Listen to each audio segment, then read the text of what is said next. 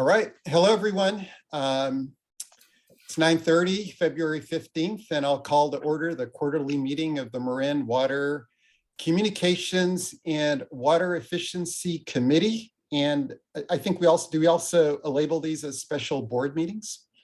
We do actually, Chair Cush, when we have a quorum, as we do today. Great, thank you. Terry, if we could have a roll call, please. Yes.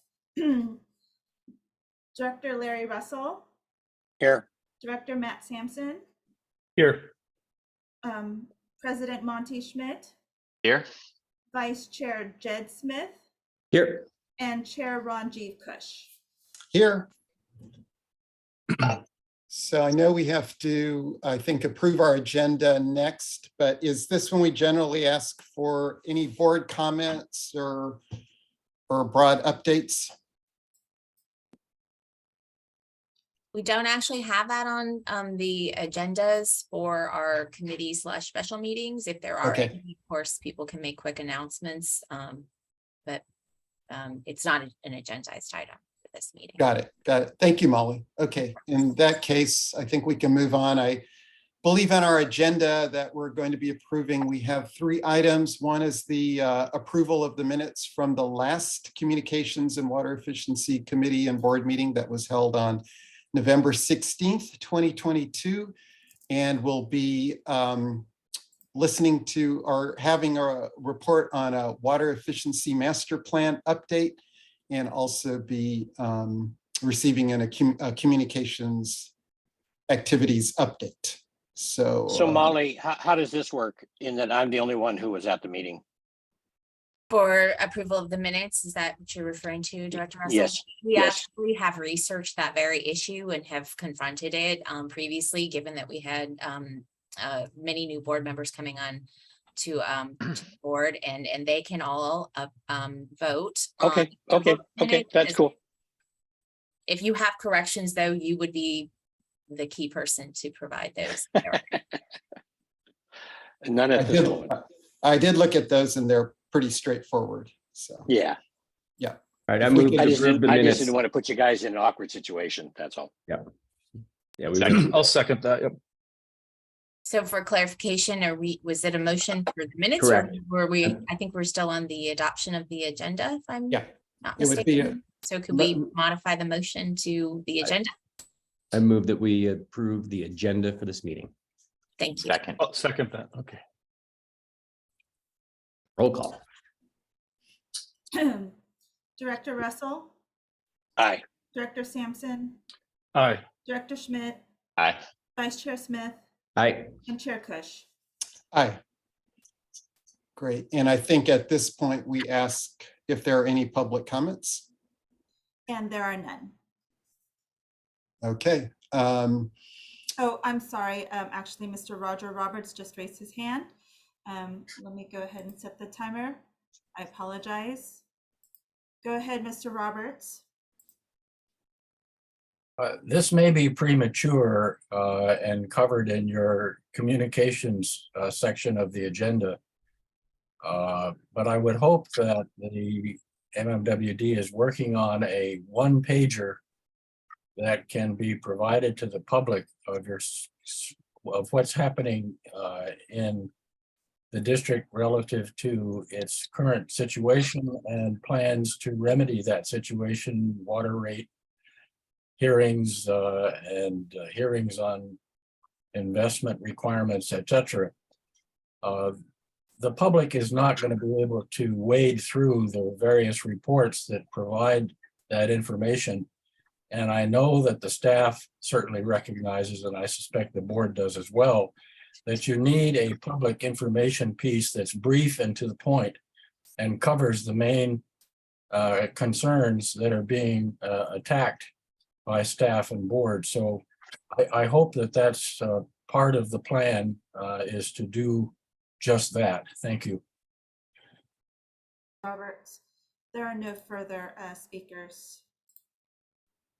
Great. Thanks, Terry. So I think now I'll ask for a motion to approve the minutes of the last committee meeting that was held on November 16th, 2022. I'll make the motion. Second. Okay, roll call, please. Terry. Director Russell, Aye. Director Sampson, Aye. Director Schmidt, Aye. Vice Chair Smith, Aye. and Chair Kush. Aye.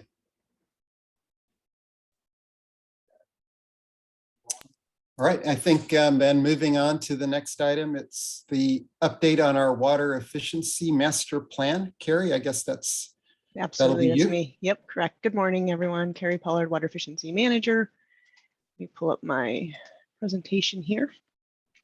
So what we have this morning is an informational item. We're going to provide an overview of the Water Efficiency Master Plan, and this is an opportunity for the board to provide feedback on this plan as it's just starting, just kind of launching. We're just moving into this, this activity. So good opportunity to get some feedback from all of you. Move you all so I can see what I'm doing here. So with the overview of the presentation this morning is we'll go through our prior planning efforts. We'll walk through our proposed goals and desired outcomes as part of the development of this water efficiency master plan, and then we'll wrap up with our schedule and next steps. So as far as prior planning efforts, the last time a master planning document was developed for the department was back in 2007.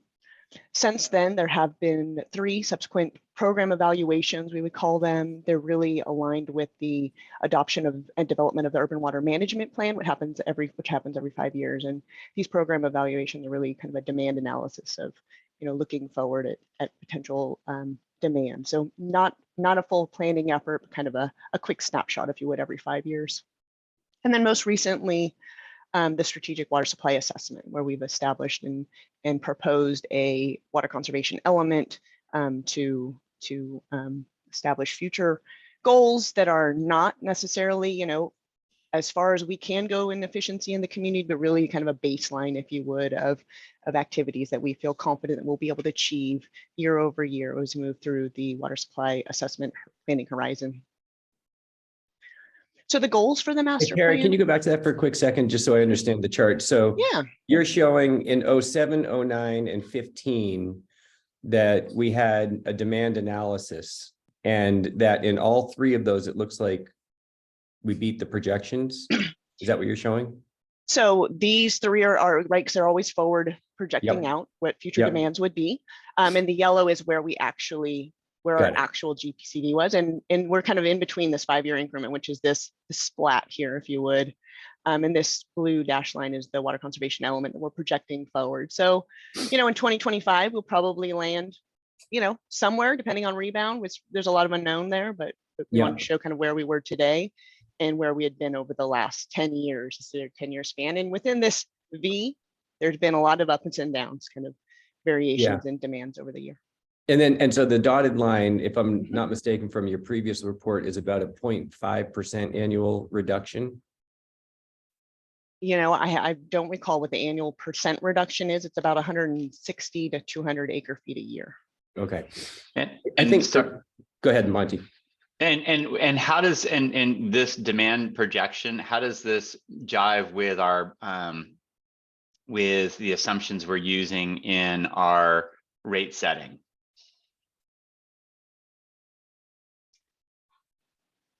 Paul, what are your thoughts on that one? The assumptions for the SWUSA, is that what you're asking, Director Schmidt? Yes. So the SWUSA projections do incorporate our future demands, whereas the rate setting is more of a snapshot of back historic demands in developing where we think we'll be. But I'll let Ben and Paul chime in. Corrections. Yeah, I'd have to talk with Brett just briefly, Director Schmidt, to make sure I'm not giving you any misinformation. But I believe that the rate setting does account for some either flat or slightly increased demand over the next period. It's a modest increase, and really it's intended, given that while we do expect a rebound, we can't today predict the shape or timing of the rebound. So we're just playing it conservative given the state of our reserves. Okay, just looking for consistency. Yeah, and I think the importance of that dotted line is multifaceted, right? So that line is critical for us determining our water supply needs as well. And my concern is that we're not pushing it enough. It feels to me like a very conservative amount of demand management and reduction. And it does significantly factor into Paul's water supply analysis. And so, I don't know if we have it here, Carrie, but any thoughts about that in the future, where that analysis came from, how far we can push it, where we can invest to make it even better would be helpful. Right. And so that is really the goal of this master planning process, is to see what else is out there, what other options are available, what else should we be considering as we move forward. Thank you. Recognizing that we, have established some high level of confidence for a piece of it. Now, what else is there? Great. Yeah. So the goals for this water efficiency master. Sure. Sorry, Carrie, if I think Ben and Paul, just to highlight Monty's point, I'm not feeling so convinced by the alignment of our conservation goals with what we're estimating in terms of demand and related revenues in our rate analysis. So I think because it feels that we're moving, as we should be, quite aggressively with conservation. And I'm not sure that we're projecting that fully in our revenue projections going forward. So I think, Ben, if we could just ensure that, that these two pieces are well aligned, feels very important. Yeah, we'll do that. And of course, the board appreciates that looking at water supply, we're looking over 25 years and the rates, it's a 4-year. So, it is difficult to match up given the very different timeframes, but we'll take another look at it. Thank you. All right. So the goals of the master plan will be to develop approaches and strategies to really maximize water efficiency, kind of speaking to what Director Smith just mentioned. This would include establishing and or revising our current initiatives and activities, right? So this would be taking a deeper dive, looking at the community engagement incentives and regulations we currently have in place. So is the work with our master gardeners, going out to folks' homes as part of our community engagement? Is there ways that we can kind of shift that program and make it more effective? Is there ways we can drive more customers towards it? So when we'll do this assessment for each of those outreach activities, looking at our incentives, we'll want to say, is the current incentive package, the level of incentive, the dollar amount that we're giving for any particular hardware, is that appropriate? Do we have the incentives in place that have reached saturation that we may not need to continue moving forward with, and we can shift those funds to something else that's more effective?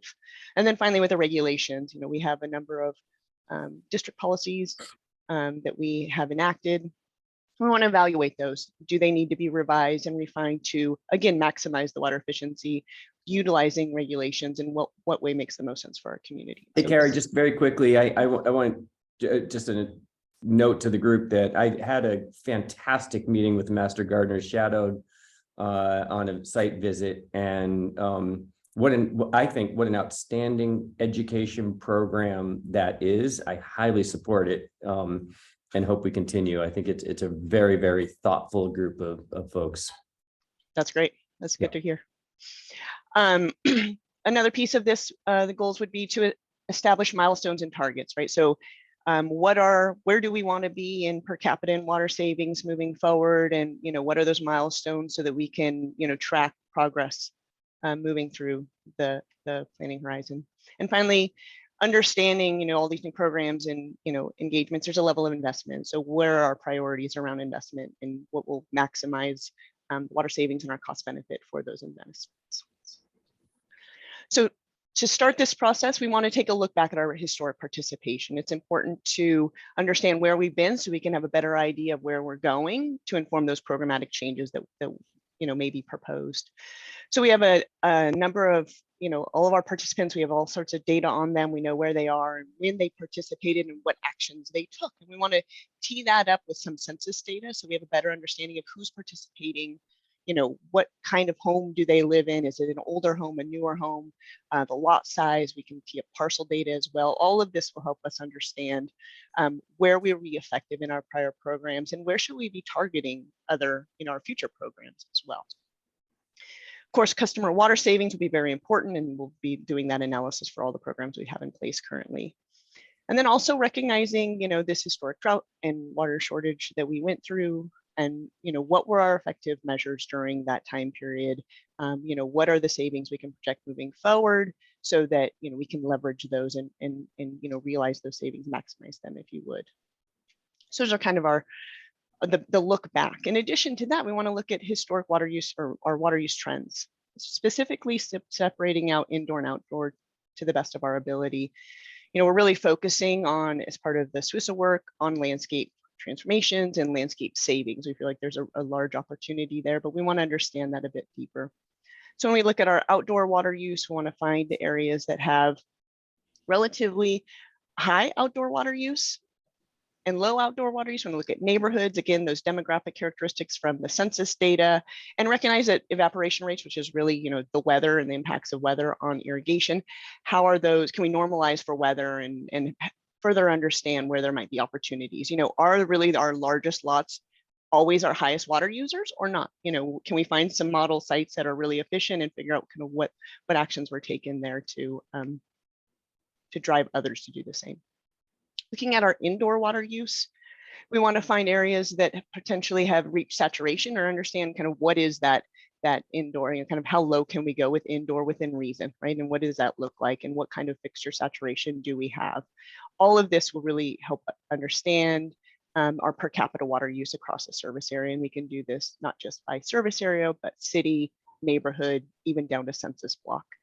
Again, just to kind of understand where we should be marketing and what opportunities are there in the community. In addition, the master plan will touch on our legislative requirements and regulatory requirements to the state. In 2018, there was legislation adopted to make conservation in California a way of life. Within this legislation, there's every water utility in the state is assigned a water use objective that is to be determined, to be calculated. And the way it's being, the objectives being calculated is through a rulemaking process with the state water board. So all four buckets, if you would, are here. 2 of those have been established. So our indoor residential standard has been established, legislation. You can see the reductions there that they want to see through 2030. And the other one that's been complete is our water loss standard. And our target is 28.5 gallons per person per day. We're currently compliant with that, but we do have annual reporting, and so maintaining that is really important. The 2 standards that are just, Yeah. I don't know if, sorry, That's right. Carrie, we are currently compliant on that loss standard. By how much? We're right at the target, 28.5. We did establish, as part of our retreat planning, to take a hard look at that program for optimizing it and refining it. It's time for us to do that. Right. And we do have annual reporting. So that's one. Carrie, piece can I ask a we'll be quick able to question? track. Sure. What happens if we don't meet the residential standard for indoor stuff? So the devil's in the details, if you would. So all of these 4 standards will be added up, and then that will be compared to our total production each year. So if we don't hit one, but we exceeded another, we'll be okay. So think about, how do we separate out, your home's indoor versus outdoor water use? It's a very, very difficult thing when we have one water meter that tells us total use. So the state is establishing the standard. They'll multiply it out by population. They assume the remaining amount goes to outdoor use. And that's why the outdoor piece has really been so detailed and lengthy in the rulemaking process, is that digging in a little deeper to understand how those 2 numbers will work together is something the state has found quite challenging. And us as a water utility can understand that, because every house only has 1 meter. So understanding indoor versus outdoor is tough. So more to come on that. There's Okay, but I guess in our overall goals, that's something we'd be fined for. No, not necessarily. It would be generally it's tied to grant funding opportunities. Gotcha. Okay, Yeah, that makes sense. yeah. Thank you. Yeah, but until the other two pieces of the rulemaking have been formalized, we just keep chugging along. But I wanted to recognize as part of this master plan, there is pieces of legislation that will be kind of built into that, and recognizing down the road, once this rulemaking is done, there may be some shifts in our programs, and that would be something else we would continue to track and progress with. So briefly, our expected outcomes of the master plan. Again, we want to build on the activities that are part of the strategic water supply assessment, and then also look what can we do beyond that. How do we maximize those water savings within the community in ways that make sense and work well for Marin Water and our customers. We'll be able to identify really efficient users within each sector, right? So we're not just focusing on single family and residential. We want to recognize, efficiencies in every sector and develop strategies to shift more customers towards those efficiencies. So, what can restaurants do and really make it kind of sector specific, if you would. Want to review case studies of industry leaders, right? What else have others done that have been very successful and that may work well for us? What are those best in class programs that should be considered, whether they're incentives, outreach and or policy driven. The third would be to consider additional our options for policy approaches, right? So when we separate each customer class by sector, that's one way to look at policy. Another would be to look at, new customers versus remodels versus existing, do we want to do point of service? There's so many different kind of ways to slice and dice the policy piece. We want to be able to gather all of that and have a robust conversation about what might make sense. The investment piece for implementation, we know all of this is going to, anything and everything we do will have a dollar cost, associated with it. And so how do we maximize that investment and understand it moving forward? And again, being able to track those milestones and targets will continue to be really important and something that we'll want to be able to carry forward, showing progress, right? That we're moving in the right direction towards meeting those goals. So wrapping up the schedule. The next steps. So we have a signed contract with EKI that was completed in January. We're working on developing the initial framework and elements of the master plan. And then we'll be checking in with the board along this process on, whatever time interval makes sense. We'll have a draft master plan summer and fall, and we hope to wrap it up by the end of the year, before the end of the year, hopefully by fall of 2023. With that, I'm happy to answer any other questions you may have or any additional details you all want to discuss. Carrie, thanks a lot for the update. I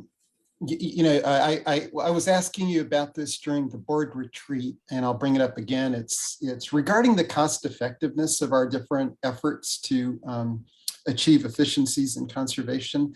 I know you're looking at a lot of different buckets with respect to activities, and you can't easily compare efforts to reduce outdoor water use versus indoor water use. Nevertheless, in the current master plan update, do you see any potential for rating the effectiveness of the different approaches that we have employed to improve efficiencies? And similarly, is there going to be some analysis of new efforts that we would consider, for example, AMI, that comes up all the time, as and arguments for why that might be something that we take up? So starting with the last one first. So AMI is not necessarily, we have an AMI implementation plan that's kind of a separate path than this. So I do not anticipate AMI being part of this at this point, but early on in this, I think it could be up for discussion. And then as far as the cost effectiveness, there's really kind of two pieces of cost effectiveness. One is what's cost effective for the district and what's cost effective for our customers, and what's the cost for our customers to implement. And generally, both of those pieces are included in development of a master plan like this. There's analysis that can be done to make, some generalizations about what level of investment our customers would need to make to achieve those water savings, recognizing that we don't go at this alone. We need them to be able and willing to make the investment as well. And our incentive or our program offering needs to be robust enough to motivate them to make that change. And so generally, a master plan does include both of those pieces. Cost benefit analysis on our end and also our customers. Carrie, maybe you could just say a word or two about the Flume end user analysis and how that might help inform incentives, activities that we might come up with. Yeah, I briefly touched on this idea of, understanding how our customers are using water and their water use trends, but the flume data is really valuable to us in that it helps us understand there's a broad base of customers, 2,000 customers who have these flume devices installed.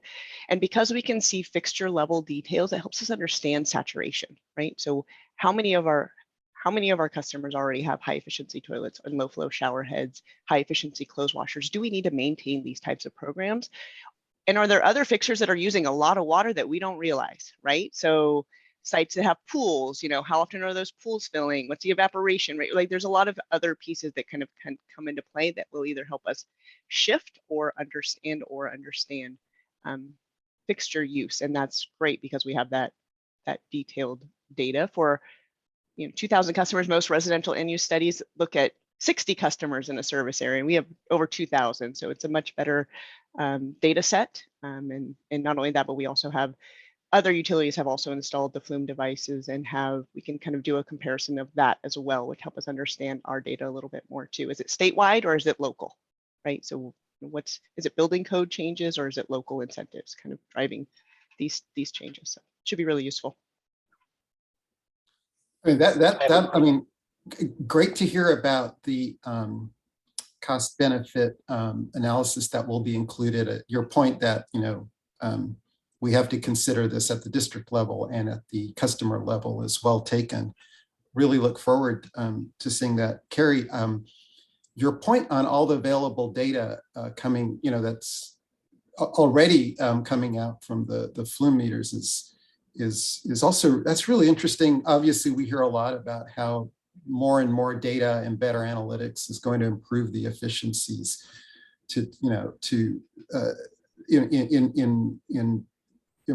increasing, with increasing effectiveness.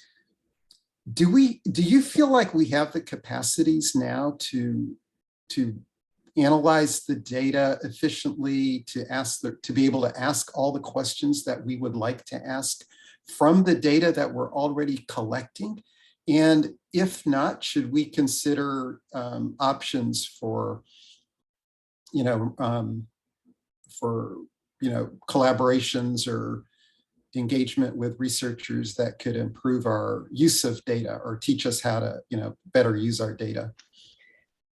I think collaborations are always a great idea, especially with researchers. And we've done some great work with a few, and we're actually in the process of doing some others. We're doing a hotel study with UC Riverside. So there's a few other pieces that we're working with around research activities. So I think collaboration is great.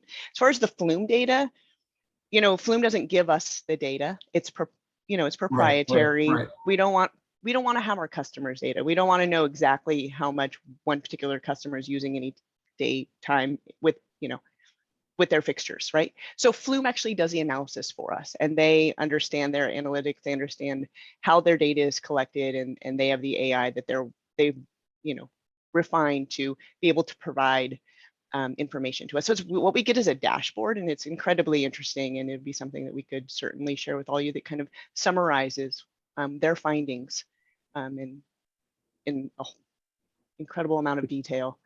So I think for some pieces, we want to work with others, and others, we want to leverage the resources we have available. Did we follow up with Flume about the woman who complained about they reported 19 toilet flushes?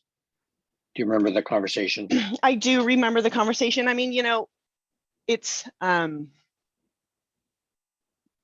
continues to be refined. I would just say, right? It's a new technology. What I'm trying to explain to the other board members is that Flume uses statistics, so they don't actually know. They're just looking at duration of run water time and things like that to determine, they estimate what the actual device is based on that. And so like this woman I'm talking about reported that was ridiculous because she doesn't flush the toilet more than twice a day, but he reported it flushed 19 times. Now, I don't know I suppose it's running a faucet or something that it misinterpreted. And so it carries right. It's a very helpful potential tool, but you got to be careful that it's not definitive. It's just guessing by looking at the duration of the water flow and the quantity of the water flow. So keep that in mind. The question, another question, Carrie, is how much experience does EKI have with this kind of stuff? Extensive. So they've handled a lot of the Bay Area master plans. So BACWA, right, and the SFPUC. There's a number of local organizations that have been working with them. They've been in the business for a long time, and yeah, but not in the water business. They're wastewater people. That's why I asked. They're one of our clients. I know them very well. I know Erler and Kalinowski, or it's the EK, known them since they left Kennedy Jenks. And, you know, I'm a little surprised to see them popping. I know they've worked for us before, but they aren't a go-to firm in my mind for that kind of work. So maybe they've changed that. But it's good to hear that you know, are satisfied that they have sufficient. Who else proposed on this contract? Remind me, Paul, how did we handle the? On EKI, I think we looked at it at staff level, and we asked EKI to submit a proposal. Okay. Because it's a fairly small. Okay, no, that's fine. That's fine. Just curious. Yeah. And they had done our update as for the 2020 Urban Water Management Plan and the demand I know. analysis. So they had Yeah, I know. been engaged in the process. Okay. Harry, Thanks. maybe not for now, but at some point, I think it'd be helpful for me to understand the relationship between what Flume and AMI are. I know that Flume's a company and AMI is a category, but it'd be kind of helpful if there's a tie between that. Oh, that's a good question. Yeah, Take that one on. we can take that. So the difference is, so Flume is a device that a customer needs to install on their meter, and it connects to their Wi-Fi, right? So it requires their energy and their internet to be activated. It does get 5-second interval of information. Director Russell's spot on with, I wouldn't say they're guessing, they're looking for signatures, fixture signatures, and then, you know, you repeat those fixtures, that signature is repeated, and they can kind of assign it to a specific water using activity. And they could do that because they have that 5-second interval of data. AMI is our infrastructure, right? It's our meters. You know, we have to provide the access to the cloud to access it, right? So we're not relying on our customers to hook up their Wi-Fi so we can get our AMI data. And it's 15-minute intervals of data. And it's used, the difference, battery life is very different, right? Flume is about 18 months to 2 years. AMI is 10 years or so, right? So there's a lot of differences. One is really our infrastructure we own. We have access to the data. Flume is customers own. They set it up, they hook it up, they maintain it, if you would, and they have access to their data. There's no water utilities that use Flume for billing as well. No, and I don't think it would be legal to do that. The Flume uses a listening device, Matt, basically. They're counting pulses. The AMI is counting pulses too, but they're actually physical pulses. So the Flume sits on the outside of the meter.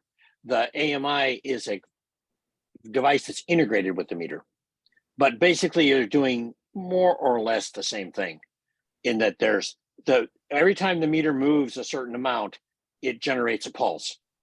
So that's what there's actually like a star wheel that's turning inside the meter, and it's passing a sensor, and that's what it's counting. So that's what the AMI does. The Flume listens for that sound and makes a decision from the sound, but they're similar in effect, not in technique. Well, I found the Flume device extremely helpful. I actually think it's fairly definitive data on flow, on how much is being used, but you know, it's vague and assigning it to a specific appliance, let's say. But it is super helpful for leak detection, which is probably one of the biggest ways that water is wasted in our community. I highly encourage everybody to get a Flume device and start to play with it. I also highly encourage us to get AMI into our budget now and not to wait. I think when I last saw it, it wouldn't be fully implemented until 2028, I believe, or maybe later, which is about 10 years behind Novato. Sonoma's had it for a long time, and other districts. I think it's another example of a time right now in our budget where we can catch up. And I think we should do it. And I think it should be in the budget and in the plan as soon as possible. related to that, Carrie, as in the offsite, you presented some really thoughtful investments that we're going to have, and then you came in on the water supply meeting. So I really appreciate that. I was also, I think, looking for, and I was hoping to see this today, but maybe as maybe it can be in another way, your list of all of the investments that we can make and put in this budget for demand reduction. I think it's critical, and I want to be able to look at them, and I want to have a much better understanding of what's not in the budget and what is in the budget. And so that we can see that list and then help decide whether we want to add to it or take away from it. But your effort to me is extremely important and thoughtful, and I love it. And more info about what you want and what is in the budget and what isn't in a detailed manner would be very helpful for me, please. Jed, I think it's a great point, but I do hope that we use cost effectiveness or cost benefit analysis to make those final decisions. A laundry list would be much better if we were able to attribute which ones work better than others. Right? Yeah, the only word I would change would be but. It would be and. So yes, I want it, and part of that has to be cost effectiveness. Yes. Great. Carrie, just thanks a lot for the presentation. Maybe just at some point in one of these meetings, if you're able to share the data that we receive, both from, or at least the analyzed data that we get from Flume, the company, as well as data that we're getting from our AMI pilots, so that we can just get a better sense of how the data comes to us and how you use that. I think we still have a limited understanding of how data can improve the efficiencies of our operations beyond the obvious elements like reducing leakage. So continuing to learn more about that would be welcome. So, any other questions or comments? Okay, then I'll suggest we move on to Adrian's presentation. Do a public comment now. Yeah. Oh, sorry. Yeah, let me just double check if there's any public comments for this. And I see no hands raised, so we can go on. Thanks, Terry. Adrian? Let me just pull up my screen.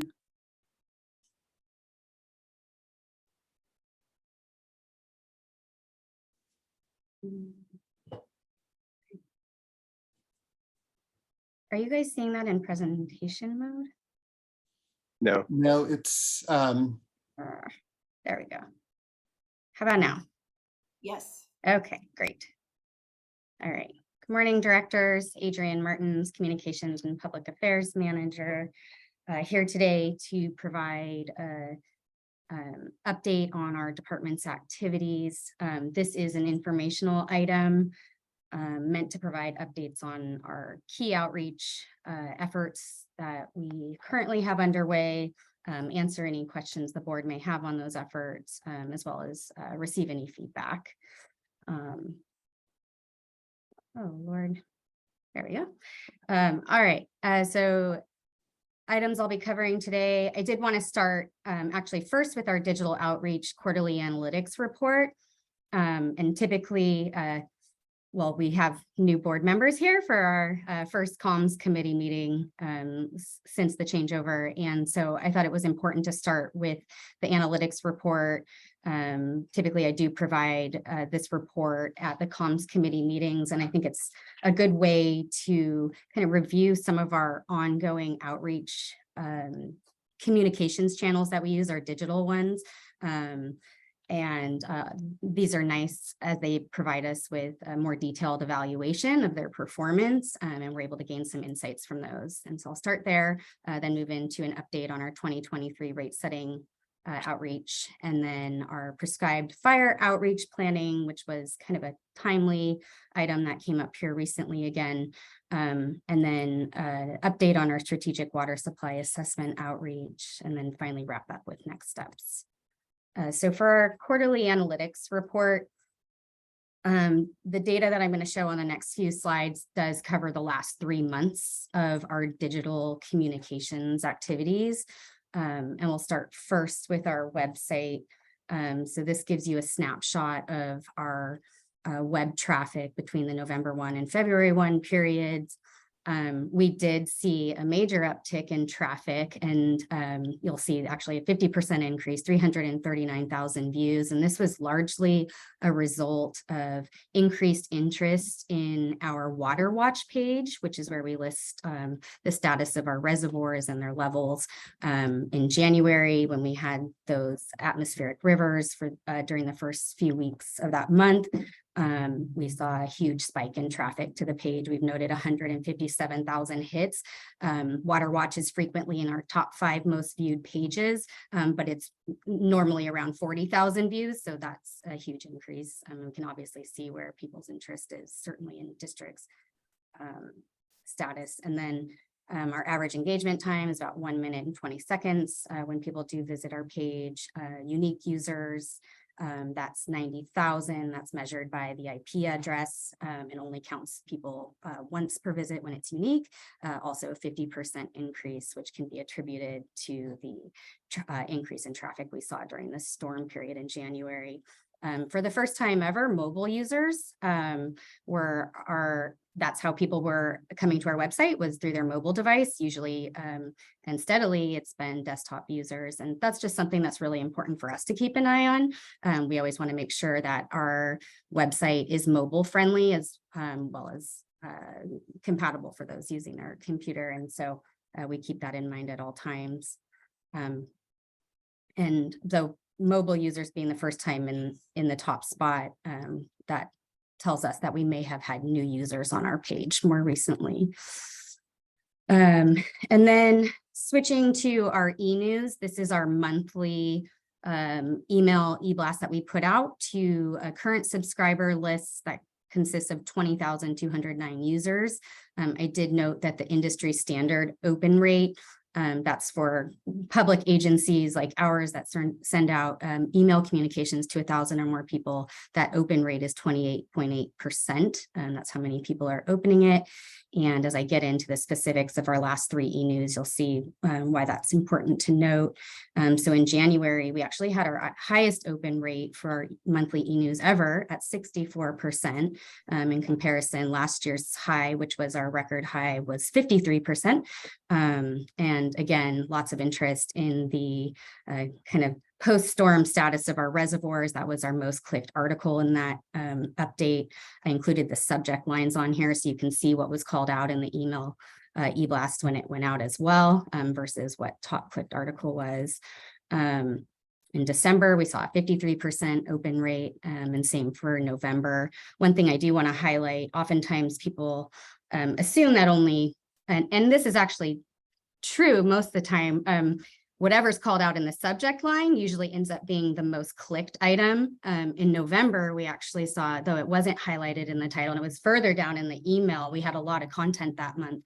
In November, seasonal irrigation shutoff reminder was our most clicked article. And for our articles, we include just brief summary, quick kind of snapshot of each topic, and then there's always a link to send people to the webpage for more information, and which is nice for us because then we can track where people's interest in our content is. Did want to highlight our volunteer opportunities monthly e-blast, as this is another opportunity that folks can subscribe to find out about what volunteer events are upcoming in the following month. And so from November to January, our average open rate was 43.7%. This subscriber list is quite small in comparison to e-news.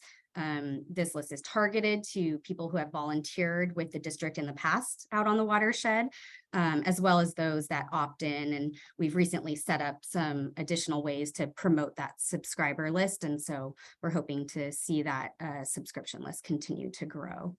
But we do work closely with our volunteer coordinator on the watershed on this product. And then looking at our social media channels, so this captured the November 11th to February 7th timeframe. So both for Instagram and for Facebook. So followers, that's how many people actually subscribe to follow us on our Instagram channel. That number was up this month at 2,233 total. Folks that subscribe. We total posts, that's how many posts that the district publishes.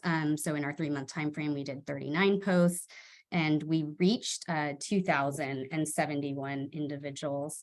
And a reach is the total number of users that saw any of our content on Instagram during that 3-month time period. And our top post during the 3-month time period was kind of a shout out and recap of the emergency storm response work that our field crews did in January. And then for Facebook, we have 1,768 followers. That number is up from last quarter's report. We did 54 total posts over the 3-month period and reached 3,370 people. Again, that's the number of time users saw any of our content over that 3-month period. And our top post was the reminder for the January 24th board meeting on the strategic water supply assessment. And then for Twitter, we have 2,713 followers. That number has risen since last report. We published 50 tweets and we had 20,000 impressions. And impressions on Twitter are the number of times that our content was served in somebody's news feed. Or if somebody liked it, then they would publish so other people can see that someone liked that content or retweeted it. So again, the more that stuff is shared or there's engagement on it, the further the impressions and the higher the impressions will be. And that is up from previous quarter. And then our top post there again was emergency storm response and the shout out we gave to our staff for their hard work at that time. And Nextdoor. So I want to be clear on the membership. This is not a something where people subscribe to the district's Nextdoor account. Members actually includes our entire service area. That's the number of people within Marin Water's customer base that are on Nextdoor, which is actually really great. It gives us a good opportunity to target and reach people, our direct customers, unlike Facebook, Twitter, Instagram. And that number is up. It means there's members of our community and within our service area that are still signing up for Nextdoor. We published 37 posts. That's double what we did last quarter. We are trying to take better advantage of Nextdoor because we see it to be a very useful and engaging platform for us. We have a well-tuned in audience there. And we did have 67,000 impressions, double last month, probably attributed to double the amount of posts. And that's the number of total users who saw our content. And our top post was our customer workshops announcement for the rate setting process. And we had over 20,000 impressions just on that post. A question, Adrian. Yeah. You indicated in Corte Madera that we're not allowed to monitor Nextdoor. Would it be possible to have like citizen lookouts for us to identify somebody in each, let's say, just make it simple, each of the directors' districts, to have one person that would kind of let us know what the trending is like? Yeah, I think that there is opportunity there. I mean, certainly as we're seeing, for those that live in our service area neighborhoods and can tune in to that information, sometimes we do become the topic of discussion and aren't able to see those discussions, which is what you're getting at. It is nice to know that so we can, help to do some rumor control. Again, we can't post into those conversations, but we can post to our platform where then, if we do have community ambassadors or those kind of looking at, they can help to redirect people to information on our public agency page where we're addressing the issue. So there is some opportunity there. We certainly want to stay within the boundaries and kind of the integrity of why Nextdoor was set up. And it's for neighborhoods and neighbors to speak to each other, not for public agencies to kind of be in and getting in the way of neighborhood connections. But I think where there's misinformation or rumors that we want to try to get ahead of, yes, that could be a helpful way to address that if we can find the right folks for that. I like your description much better than mine, ambassadors. I like that. I think it would be something, even if we would offer them $100 a month or something like that to do that, or a discount on their water bill. If we could identify some people. I understand it's not the way Nextdoor set up, but it would be nice to get that information. I guess alternatively, the directors could all monitor their local next door and use that as a technique. I would assume they're not going to exclude us just because we're directors. No, yeah, if you're a resident within or and your community, which Marin County is on Nextdoor, anyone, you know, if you live within there, your address, you have to verify your address and you get placed in the Nextdoor neighborhood associated with your address. But yeah, you certainly have a right to a membership. But private you can't see the other ones. Yeah, you can't necessarily talk across the service area. It does seclude, and it's to create neighborhood cohesion and connection. Yeah, no, I understand the reason. Yeah, but so like in Tiburon, I can't look at Mill Valley, for instance. Correct. Okay. Yeah, but as a Okay. public agency, we post out to the entire service area. So everybody will always see our Nextdoor posts unless we decide to target them just to certain neighborhoods, which we do have the ability to do. Okay. But yeah, but we cannot get into those individual neighborhood conversations where some of that. Sure. happens. Yeah, 'cause I remember Cynthia talking. The reason I brought up Mill Valley is that Cynthia talked about that being active next door. Yes. So I know my wife is on Nextdoor here, but it seems to me they're pretty small. The neighborhoods are, I mean, like I think there's one like for Paradise K where I live, Yeah. you know, a few hundred homes. And That is so true. they, Some are smaller Yeah. than others. And we hear sometimes from citizens who will write us or call in and say, hey, there's, you know, a lot of chatter about this topic on Nextdoor. So we get heads up even from our community now here and there. And but yeah, it's always good to, that is one area where we are limited in how much social listening we can do.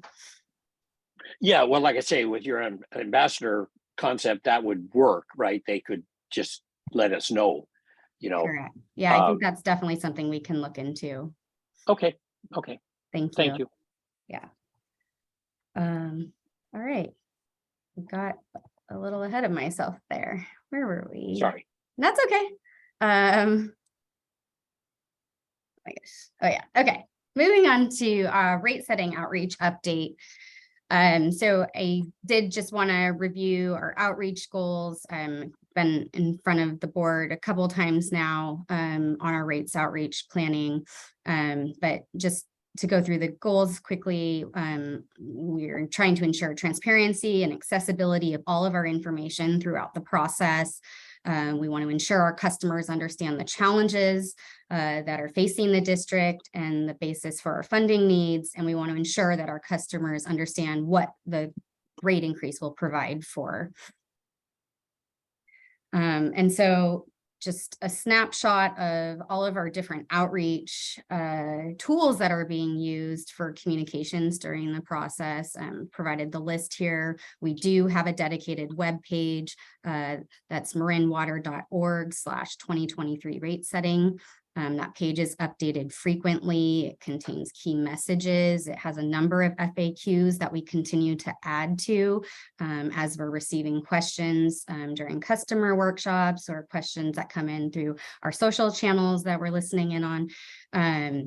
And through emails and board meetings as well. It does have our meeting schedule, our customer workshop schedule, and all of our past meetings and the documents and video recordings associated with those, so people can go back to review any of that, all accessed from one place.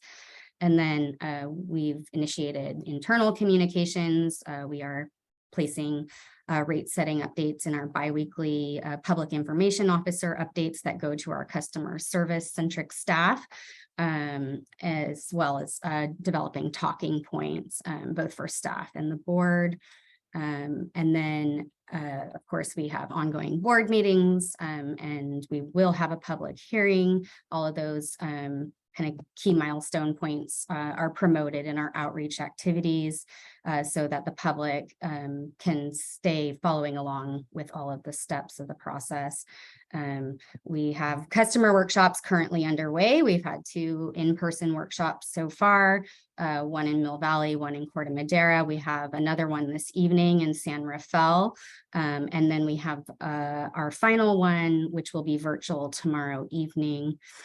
And then we are working on setting up a number of meetings with some of our key stakeholder groups, which we will be engaging the board in that process, kind of by the division areas where you represent, and are reaching out to our rotaries to try to schedule some meetings. We've got a couple that we're working on firming up the dates on right now. So you'll be hearing more about that soon. And then for digital outreach, we're continuing to provide updates in our e-news, social media. Obviously, you saw in our last few slides that we are frequently posting there. And then we are doing news media relations. We did put out a news release to announce our customer workshop schedule. And then we'll be planning to try to connect with the editorial board for a meeting, a sit-down meeting coming up here. And then for print communications, we are gearing up to begin running messages on all of our customer bills. We have the opportunity to put just a small message. It's character limited, but just to alert people to the fact that a rate setting process is underway and lead them to the website where they can get more information. And then we also are putting information in our bill inserts on the waterfront, our quarterly printed newsletter that goes in customer bills. And then we are doing some paid advertising. We did put 4 quarter-page print ads in the Marin IJ to promote our customer workshop schedule, and a number of online digital ads to promote the customer workshops as well. And we're planning to do some advertorials coming up as when we get closer to sending out the 218 notice. And then finally, we will do the Prop 218 notice, which will be mailed to every customer. And then this is a look at kind of the timing of all of those activities. So same things as the last slide, but plotted on a chart.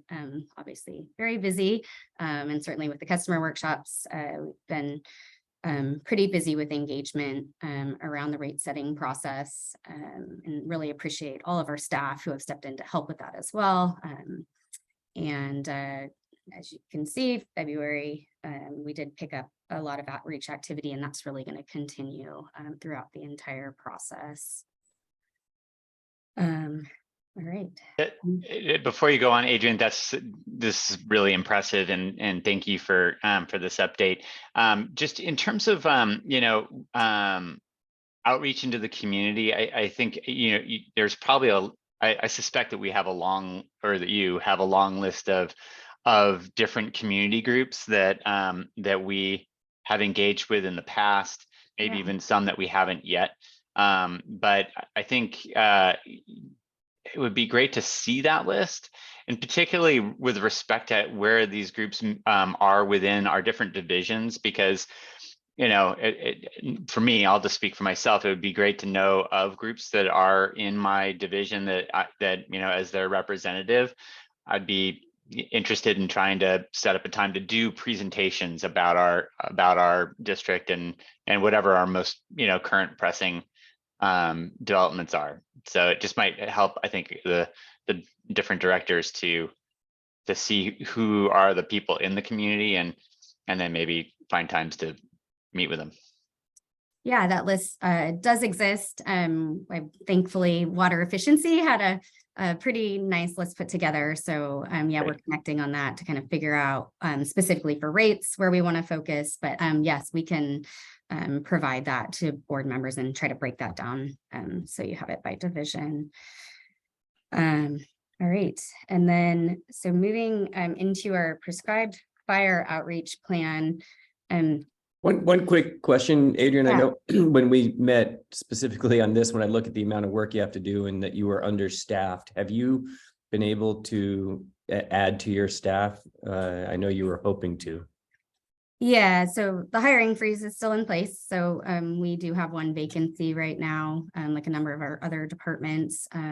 We are supplementing support from admin staff in our engineering division right now, which she's been incredibly helpful during the customer workshop planning, especially with securing venues and the logistics of that and making sure everybody knows where they're going each night. So I do want to give her a shout out, Jessie Underhill, and helping with some other little logistical things as well that really has taken some pressure off us as we also work on the. Yeah, you lost a key hire, right? So We did. We're supplementing with some graphic design support on contract. But yeah, So this is slightly separate but related, and I don't know, maybe this is a Molly question. Do we actually have a hiring freeze? Was there a vote of the board? Is that? There's no hiring freeze. When I heard that term just now and earlier in another meeting, that's a scary concept. Yeah, I think the board saw at the retreat that we've had 40 hirings just this past calendar year. So it's actually been very active recruitment. There's a number of positions that we're pausing on given the financial situation, but okay. Yeah, it's the third time I've heard us use the term hiring freeze, and I'd say we don't. My apologies. I may have misspoke no on worries. the word choice there. You're not alone. It's all right. But I think more importantly, let's get you the staff you need, because you need it, right? And so I'm encouraging us to open up that position and get it filled as soon as possible. Yeah, and I just want to maybe add to that. I know that we have. It seems like we have made that there's been a decision. I think the board is somewhat aware of a pause in rehiring or refilling positions. But I think at this point, I'd like us to tackle that directly in terms of acknowledging whether we are going to continue that as a policy or whether we are now taking our foot off the brake in terms of refilling positions and getting them refilled. And I'm leaning to the latter because I just think I think we've always run thin and lean, and I worry about the ongoing stress that has on our staff. So, yeah, I want to defer, Ben, to you to come back to us to present what your recommendation is about, unless knowing that that's not an agenda item for today. Yeah. Okay. All right. So for our prescribed outreach plan update, so since late last fall, Marin County Fire Department has been working with our watershed staff to eye a potential window for implementing a prescribed burn on the watershed, and this would be in the Rock Springs area. And this plan, it's part of the watershed's prescribed burn plan, which the watershed staff did provide an update to the board on at the watershed committee in September.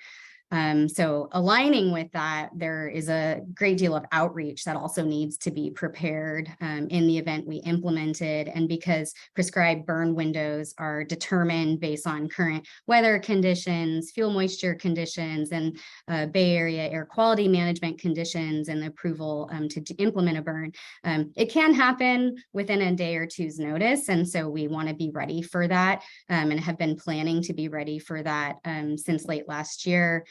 This just recently came up. I should back up. We had tried to implement a prescribed burn in December, and just due to weather conditions and a number of factors didn't ever make the timing work for that. And so it was postponed. A window of opportunity opened up just this last week for potentially this week, but then over the weekend we received enough rains that the moisture conditions on fuels up in the watershed in the area where they are eyeing to do the prescribed burn have once again delayed that from happening. However, for the next few weeks, we will continue, Marin County Fire and Watershed staff are continuing to monitor conditions in hopes that they may be able to implement a prescribed burn potentially in early March. Again, a lot can happen with weather and changing forecasts during that time, but so we're not taking our eyes off of that yet. But it was kind of a good exercise. We had all of this outreach material prepared, and last week we're almost ready to pull the trigger on all of it. And we did issue one news release just kind of to get the community ready in the event that we did a prescribed burn. But all of the work to develop materials for that, as I said, was done in coordination with Marin County Fire. And so we have a number of co-authored outreach tools and templates that are now ready to go should that green light be given on a prescribed burn. And it is a two-phase messaging approach. That first news release we did last week just says, hey, this is something we're planning for, it may come, and kind of explains once we know conditions meet a certain threshold, then within 1 or 2 days, the community will begin to get nixles. We'll see this show up in their social media channels. And we just want to get the community comfortable with the fact that they may see this abundance of smoke in the air. We feel pretty good. We've been doing a number of pile burning operations up on the watershed already over the last few weeks. So we believe our community is pretty comfortable with seeing that smoke. This is a 27-acre burn that they're planning for, and a little bit different than a pile burning, a lot different than a pile burning operation. And so we just want people to understand and be ready for that. And then this just gives a rundown of all of the agencies that we're coordinating with on the burn to ensure we have good communications. And they're also they will help to amplify our outreach in the event that we issue that messaging. So County of Marin, their county administrator's office, the Office of Emergency Management, who we would coordinate with on issuing nixle alerts, and as well as regional parks. Our one-TAM communications committee is dialed in on this, state parks, National Park Service, and then also our local cities and towns and their communications staff. And then planned activities, we have another news release that would go out. Again, nixle alerts, we send letters to our adjacent neighbors on the watershed. We would do e-blast communications, social media. We've developed signage, which was on the last slide, and that would be placed at all of our major entry points on the watershed, and then have a visitor handout with a map showing the prescribed burn area. So a great deal of outreach planning, coordination, but we feel like we have a good plan in place should that time come now. And for an update on our strategic water supply assessment outreach. So we continue to update our community, especially those that are heavily vested in this effort, on every step of the process, make sure they are aware of when the next big meetings will be on each item, and where they can refer to documents at the end of those meetings. And then we are starting to prepare for communications on the details of the roadmap once it is adopted, and the plans for how that would roll out. And we want to make sure that we very clearly communicate what's in the roadmap, next steps and specific actions, as well as some timing and expectation setting on the various components of the roadmap. And then to wrap up for next steps, so for rates communications, we're planning to post those last 2 customer workshops this week. The board will hear a little bit about some of the themes that came out of those on the February 21st board meeting, I believe. And then we'll continue to update our FAQs, addressing any new questions that emerge from our workshops. We are beginning some initial steps on development of the 218, in addition to just writing all of the material that has to go into the 218 that describes the rates, why we're doing them, and what our community gets out of them. We also have to do a lot of work to compile address lists, to coordinate with printers, and make sure we meet the requirements for the mailing that Proposition 218 lays out. And then we are continuing our ongoing outreach to let the community know of steps of the process, when the public hearing will be, when the proposed rates are finalized, and then we'll continue updating the website with that information, and updating our staff internally so they're kept in the loop of the process. And then for our prescribed fire outreach, we're just going to stay ready for if we do get any news on a prescribed burn, so that we can implement that outreach plan I shared. And then we'll continue to work with our various district teams to support outreach for all of our key priorities, the water supply assessment, our rec management plan for the watershed, some significant website upgrades we're trying to implement, and then the integration of that agenda management system that I talked quite a bit about at our board retreat. And that's it. Happy to take any questions. Thanks a lot, Adrian. I think as everyone is pointing out, it's a lot going on. So any ways that we can support this, please do let us know. You've already noted that you'll be providing feedback coming, from the customer workshops, the rate setting workshops. Any lessons that you identify that can help us improve our messaging or communication, the clarity of what we need to achieve with the rate setting would also be welcome. So hopefully, really look forward to incorporating that feedback in the next outreach activities. But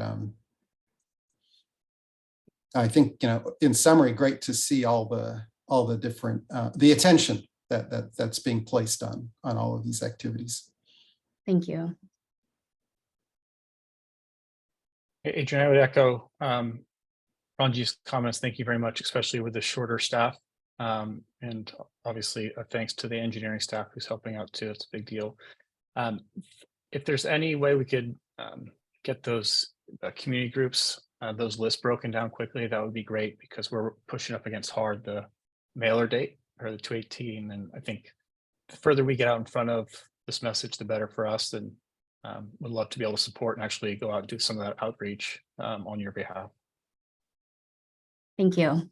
We'll get that out really quick.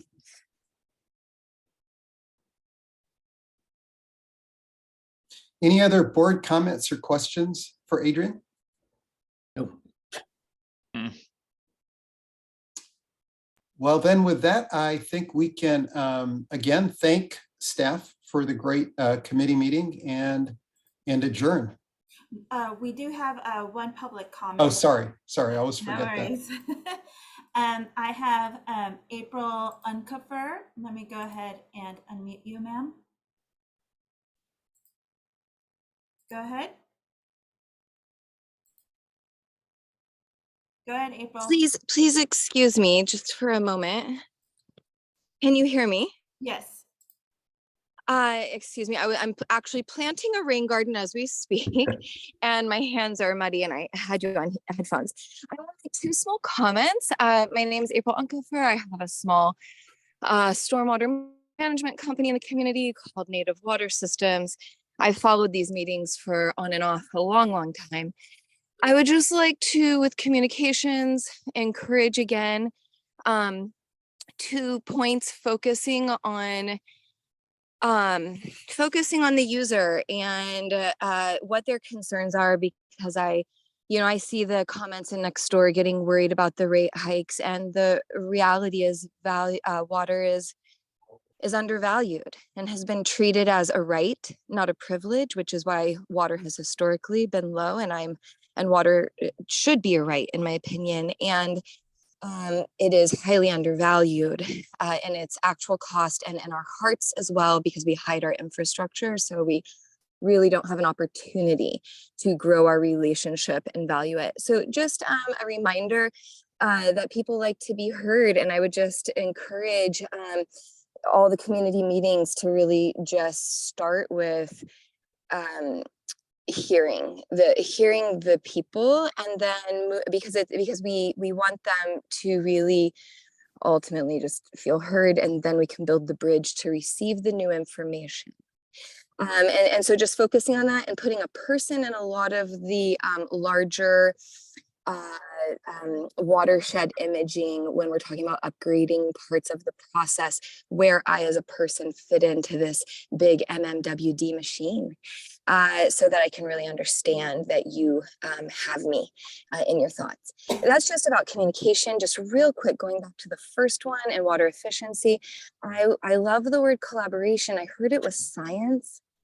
And I just wanted to make sure collaboration is happening interdepartmentally with funding, because a lot of fire things like dry landscapes, we get, hey, let's do reducing, pulling out plants, and then it dries the landscape. And yet if we were doing gray water or rainwater harvesting, and then in drier times putting it into the earth, it's hydrating the landscape. This is one thought of so many of where we can cross departments, cross initiatives and funding and employee resourcing.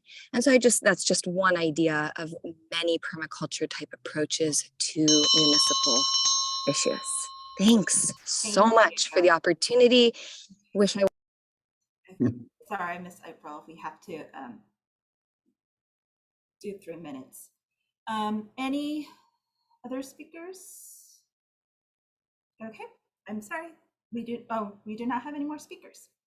Okay, thank you, Terry. I think with that, then we can officially adjourn the committee meeting.